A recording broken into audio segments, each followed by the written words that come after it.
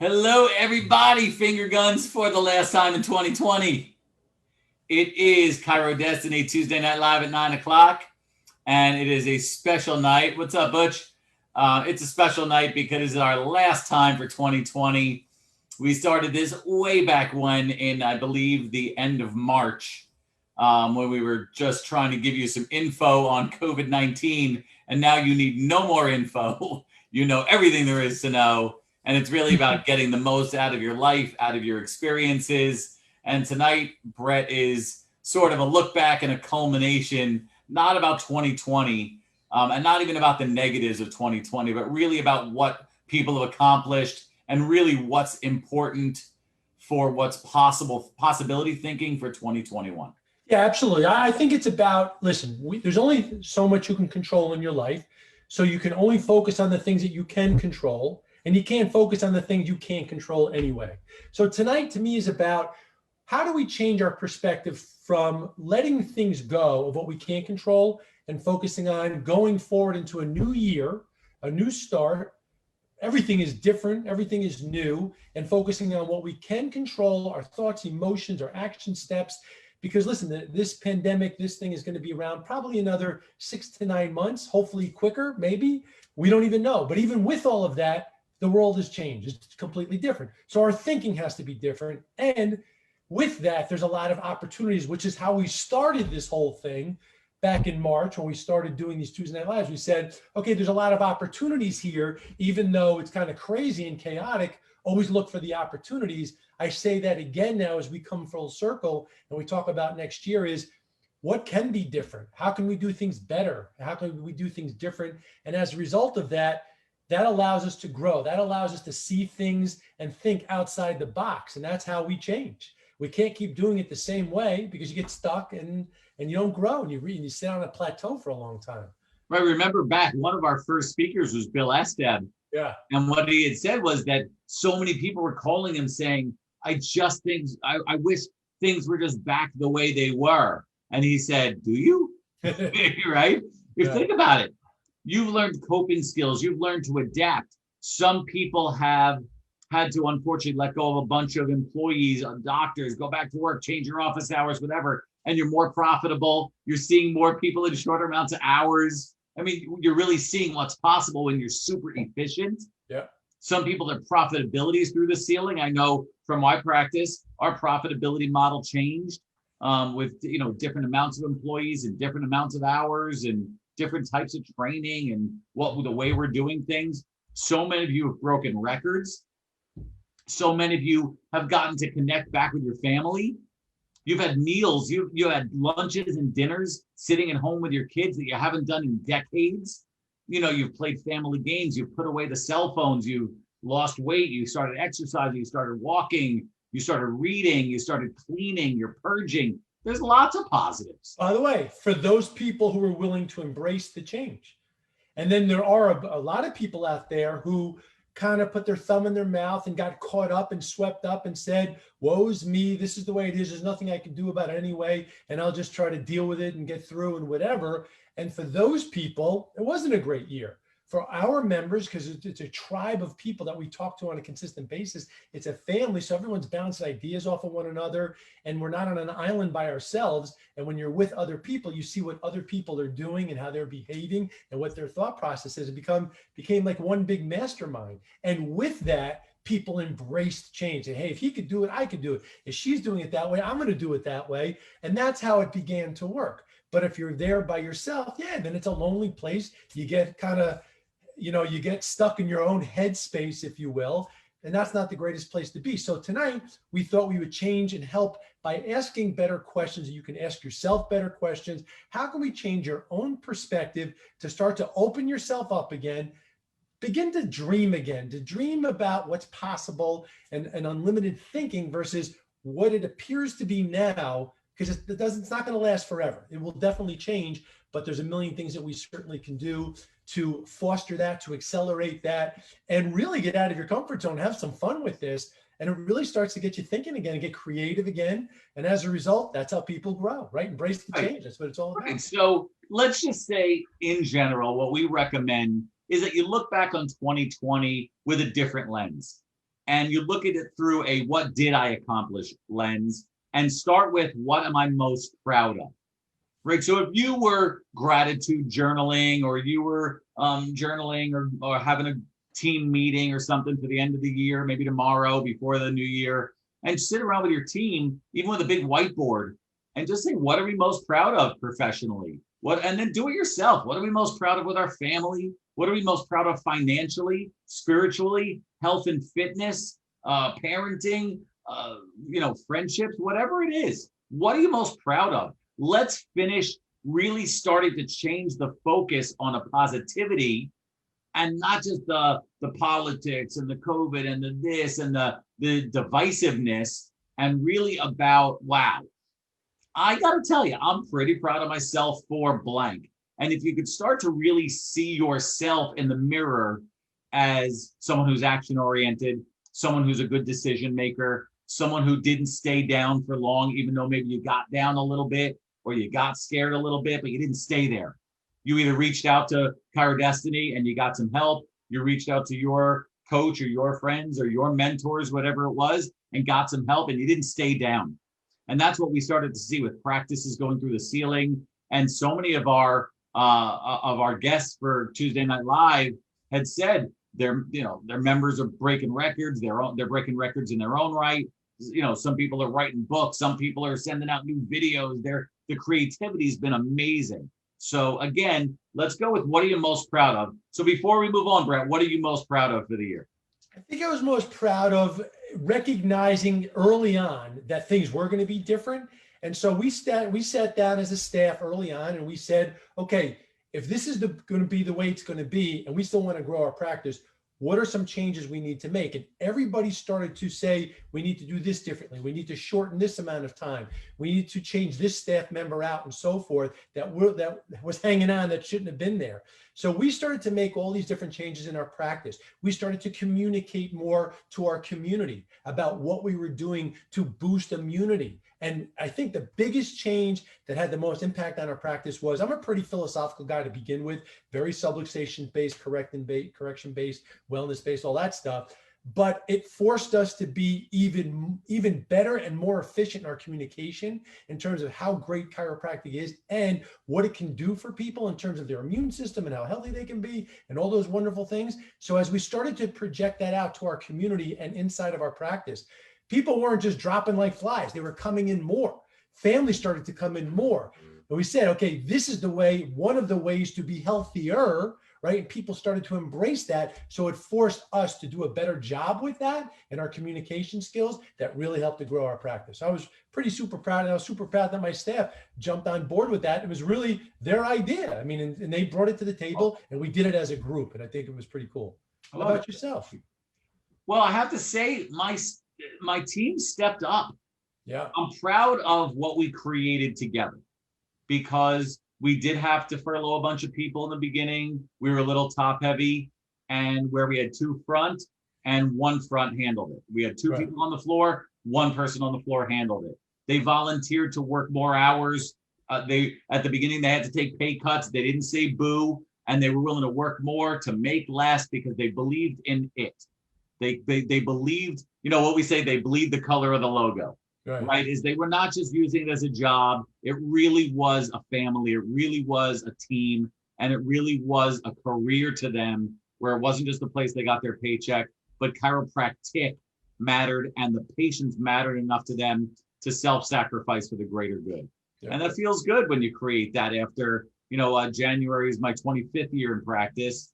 And you look back and you say, wow, I really did create something. Yeah, absolutely. And I think those offices that embrace that are the ones that not only survived, but thrived. And right. Makes a difference. And now the question is, what do you want for next year? Right? So not just for us, but as any of you, you're asking yourself, what do I want for next year? Now, Brett, why don't we just go real quickly back for the 80 billionth time and just talk about goal setting really fast and why it's so vital to do this, even though they should have done it a little while back, but it's not 2021 yet. Right. So well, why is it so vital to do it? So let's do a quick recap. We always say written goals should be obviously written. They should be done by October 1st because it takes the subconscious mind 90 days of repetition of telling you yourself, your subconscious mind, what you want and so forth, to start to believe it. So by January 1st, you already hit the ground running and you're way ahead of the game versus starting writing goals out in January. But if you haven't done it, at least start now. What we always say is be clear about what you want. What exactly do you want in great detail? You write a description of that from the year to the make, the model, whatever it is, the color, the smells, everything you think of in terms of exactly what you want, number one. Step number two is what are the action steps that you're going to take in order to achieve that goal? Because if you don't have action steps, then it's just a wish, right? And then we've added some things to it is, what's the benefit that you'll get by achieving this goal so you can help yourself on an emotional level to take emotional ownership to be able to achieve the goal when you see there's the benefit to it. And then the other piece is what's the consequence if you don't achieve the goal? Because some people are moving away towards pleasure. Some people are moving away from pain. So we want to always put in consequences and benefits. So we actually have our members write out what's the consequence if I don't achieve the goal, because for some people that has a greater impact, right? And so this is the basics. I just put the goals worksheet into the chat. Perfect. So that people can do that. And then always have the time frame in which you want to achieve the goal by. However, I'm going to add a caveat to that. And I used to be huge into all the time frames and all the goals and all that stuff. But I realized that studying almost like the law of attraction, it's better, I think it's more important to set an intention versus a time frame, because I've kind of learned now over the years studying all this stuff that it's almost like the universe kind of brings it to you at the right time versus me trying to force it into a time that I want it by. So I know that's a little gray area, and I used to be very black and white on this, but the more I study this stuff, it's like I just set the intention and I say, okay, I want this brand new whatever, bring me that or the equivalent to it at the right time in my life. I still take the action steps and then I let go. I don't force it, right? We always say there's no such thing as a impossible goal, a big goal. It's just a matter of the time frame. I let go of the time frame now more than ever. I set my intention and I work on the action steps to attain it. I think that's important. You have to have that. I know my outcome in terms of the benefit and the consequence if I don't, and then I let go. I completely just let it go. And usually it shows up. And the fact of the matter is the research shows that if you have written goals and you review them every single day, you can't just write your goals out and put them away.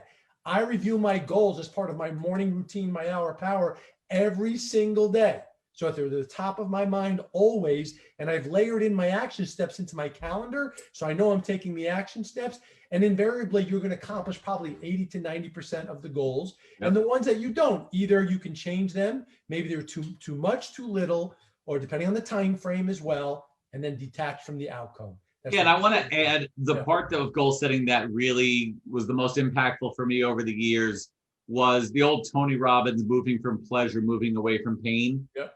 Right. So if we all either move towards benefits or move away from consequences, it's really important for you to understand which one of those two you lean towards. Yep. We all do both, but I tend to be a moving away from consequence guy.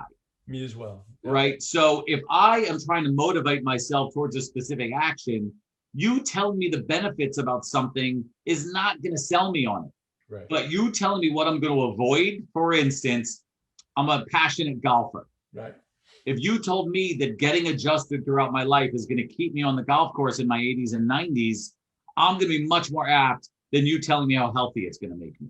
I want a vision. If you don't do this care, the chance of you being on the golf course in your 80s and 90s is limited or negative, right? But last Friday, when I was playing golf with Larry and he's 80 years old and we're having the best time, and my son, who's 17, the 3 generations got to play golf together, you can't buy that.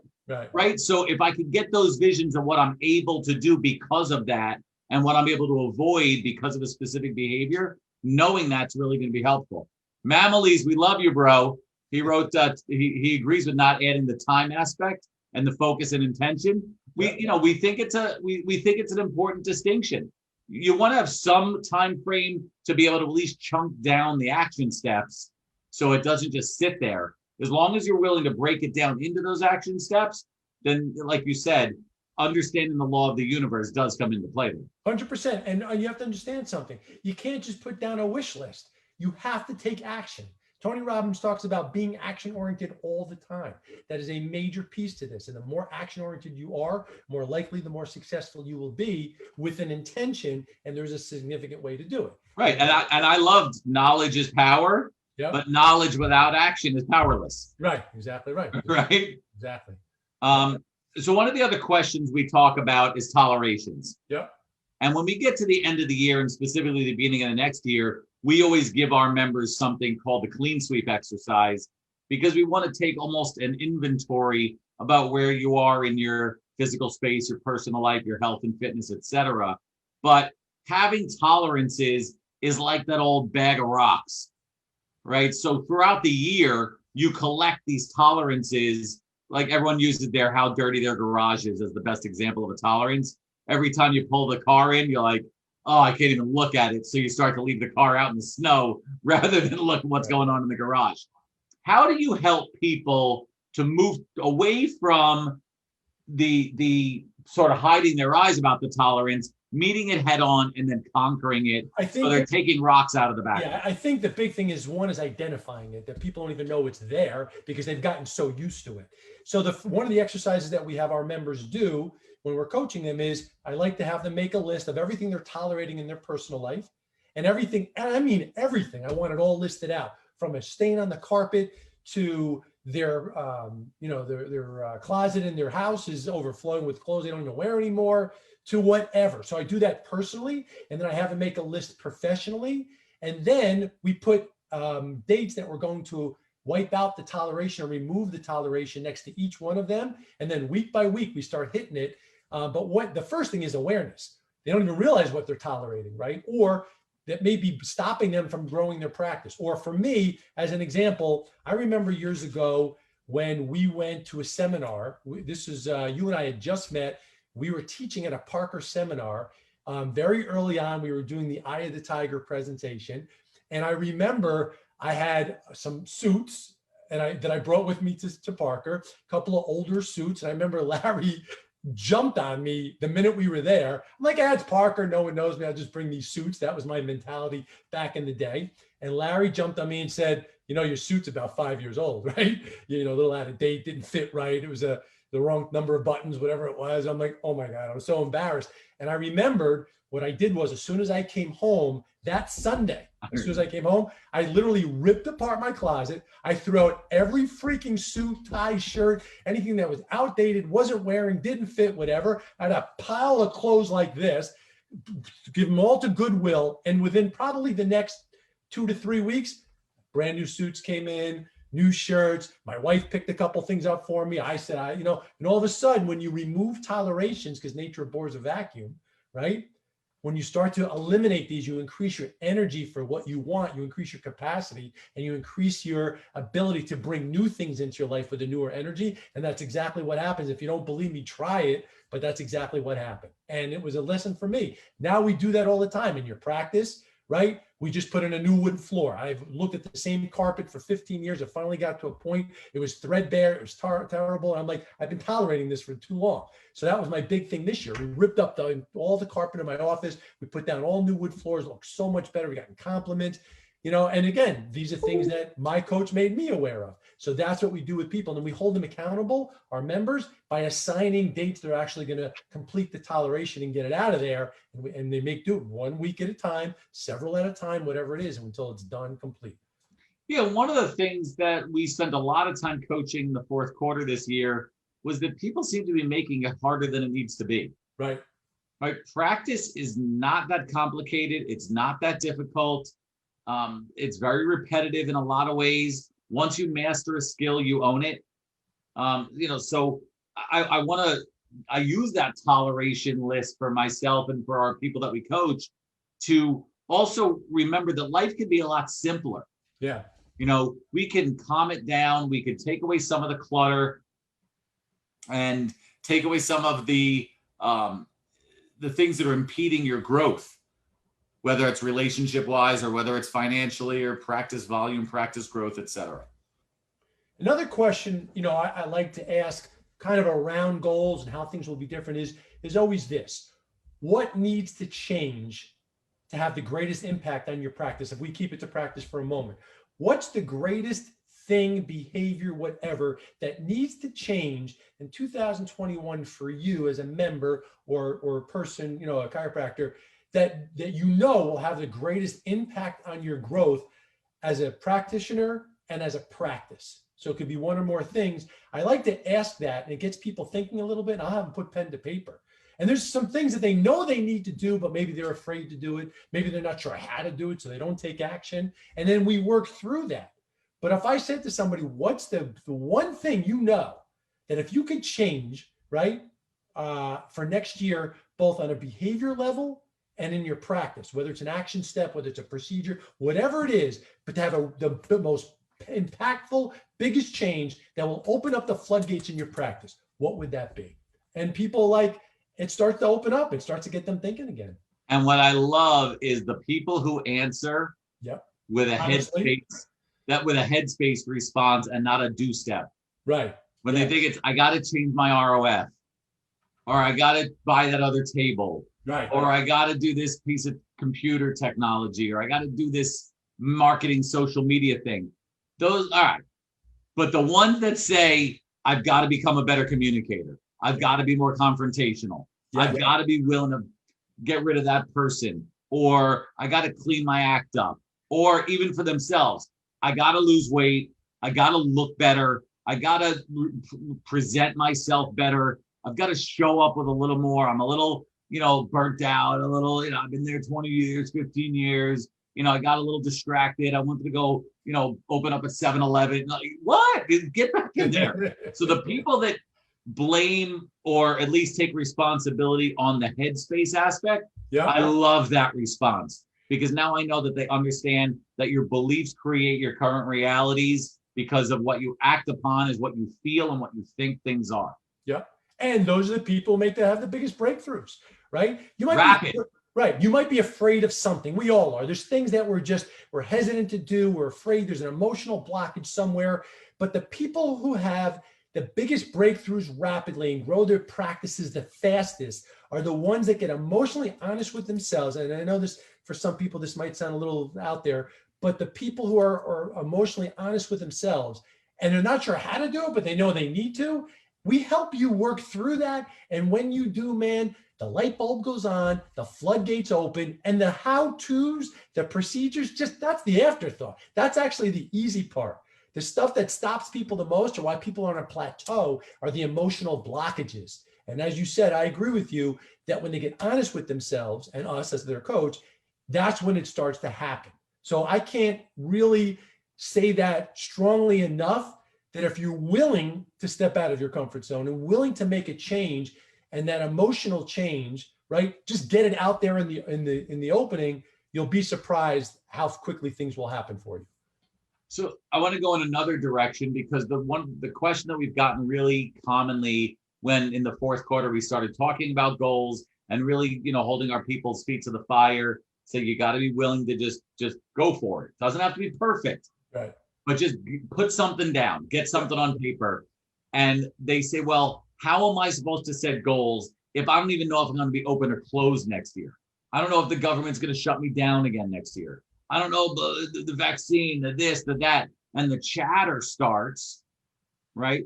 How do you now take one of your people who's doing the chatter and spinning? Absolutely. And there is a lot of uncertainty, there's no doubt. 100%. To be willing to feel the fear and act anyway. How do you motivate them to stay consistent in the behaviors that create success? Yeah, I think it's about going back to what I said in the opening, which was we can't control everything that's going to happen in our life. I can't control if the governor of New York, where I am, is going to shut down the state again, which he did. We were able to stay open because we were considered essential, but I can't control what he's going to do. I can't control the pandemic. I can only control me. And I think what you have to do is focus on what things look like. And if it were happening right now, what would it feel like?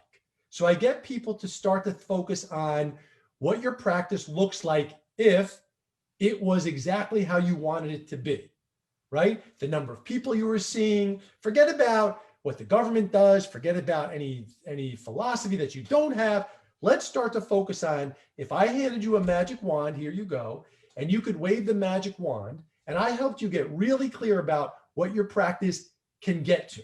So I get him thinking about and feeling that and seeing that, what the potential is of the practice. Forget about everything else, because we can't control it anyway.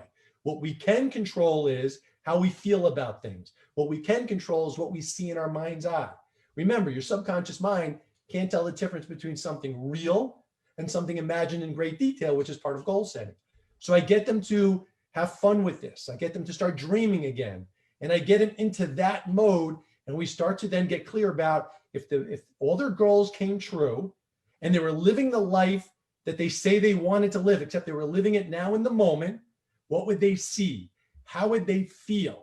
Forget about all the stuff that you can't control. And if they started to then visualize this every morning, let's say 10 to 20 minutes, and how they would feel when they're seeing themselves in this picture, right? With all the sounds and smells and feelings and pictures and emotions and colors, and focus on that.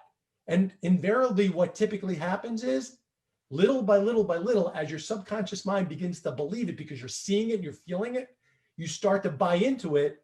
And before you know it, you start attracting. Now, you still have to take the right action steps, of course. That's a part of it. But we get them visualizing and getting into this. And little by little by little, it starts to happen. It starts to show up in their life. To me, that's the secret that most people don't know. As you said, they get stuck in all these other things. So if you're stuck in the negativity, guess what your mind is visualizing? All the negativity of what won't happen. We need to get them away of all the potential of what won't or can't to the potential of what will and is. And as your subconscious mind starts to shift to that, because you're feeling it, you start to believe it, and you start to attract into your life the things you believe. And we go from another exercise, limiting beliefs, to empowering beliefs. That combination, that 1-2 punch, that's how it happens. Right. So that's my favorite part. And the reason I'm smiling is because I love when you get, when your best Love it. stuff, Yeah. like the best Brett stuff is all about state management. That's, you want to talk about the thing that took Brett Axelrod 20 something years ago from being just another dude to the superstar he is. It's because he understood and learned state management. And you get so excited about getting people to not just talk about it. It's not where our coaching calls don't become a therapy session. Right. It's interactive. It's an action saying, time out. Close your eyes. Tell me what it would feel like for you to be in the practice of your dreams right now. What is your heart beating fast? Is it beating slow? You got a little sweat going? You're running from room to room. You're thirsty, a little dry in the mouth. Like, tell me what it feels like. Because that's what the difference is. When you can feel it viscerally, your chances of getting there becomes astronomically better. Right? It's people that just sit and talk about it as, wouldn't it be nice? Wouldn't it be nice to win the lottery? Yeah, it would be nice. Right. That's not a visceral experience. That's a coin flip. Right. We're talking about pushing the needle into your favor by you already experiencing the physical realities of what you say you want the most. Yep. And those exercises are doable and they're repeatable. And it's been proven over and over again. They've done 1 million research studies on this stuff. 100%. That the people that were able to feel the future by putting themselves in state are going to get there faster. You're really putting the probabilities much more towards your side of making it happen. Not. Right. So NLP is all about manifesting your feelings, right? We attract into our life our feelings always, right? And then we teach people how to anchor that in. Once it's anchored in and you have access to that feeling at any time, those are the people that build the practices of their dreams. Not a cliche, but that's how they do it. No, that's how we've done. I don't know. You always fire me up. I love it. Love it, baby. Love it. Right. So we're, it's coming to 9:30 something. And we always say, if you have the ear of the profession, but let's go this way. You get to wish everybody a healthy and happy new year. What do you wish for chiropractors the most? That's a great question. What do I wish for them the most? I wish for them the most, almost to, like I say, wake up. Wake up and see who you are, how you've been, how you're feeling, what you're doing or not doing, and become more aware of those things. And then it's the willingness to step out of the comfort zone, right? As we talked about. And I think if chiropractors are more willing to step out of their comfort zone after they're aware of all the things that they've been doing or not doing that has been holding them back, and they wake up and now they say, okay, commit to making a change. So what I want for every single chiropractor in 2021, especially now, is your willingness to commit to making the necessary changes, no matter how hard or easy you perceive them to be, because they're a lot easier than you think. But it's the willing to wake up and commit to making those changes, and really knowing that you can make 2021 your best year if you're willing to do the things and focus on working on your weaker areas, not just your stronger areas. But that together, then there's no stopping you as far as I'm concerned. And you really can create the life that you want, personally and professionally. I'm not here to tell you it's just about having the biggest practice. I don't care what your practice numbers are. I want you to be happy. So what gives you the happiness? What gives you the joy, both personally and professionally? That's what we pride ourselves on. That's what Chiro Destiny is very different, right? Because we want the total package for you. You deserve it. But for those people that are willing to really get out of their own way and commit to the process are the ones invariably that get there, and they're the happiest. They make the most money. They help the most people. And that to me is that's what we want for everybody. So I want that for the whole entire profession. I love it. And yourself? So glad you asked. Mine, it's always going to be two answers, and I'm going to stay to the same thing that I've said for 20 years, which is I want chiropractors to have more fun. You know, I was talking to a new doc today. He is a new associate of one of our members. I think he got his license 10 days ago or something like that. Awesome. And, so I'm looking back that, I'm 51 years old. I'm going to be in practice 25 years. It's half my life. I've been running from room to room like a schmuck, right? And this guy's just getting started. He's green. He's excited. And my thing is, don't overcomplicate it. It's fun. Right.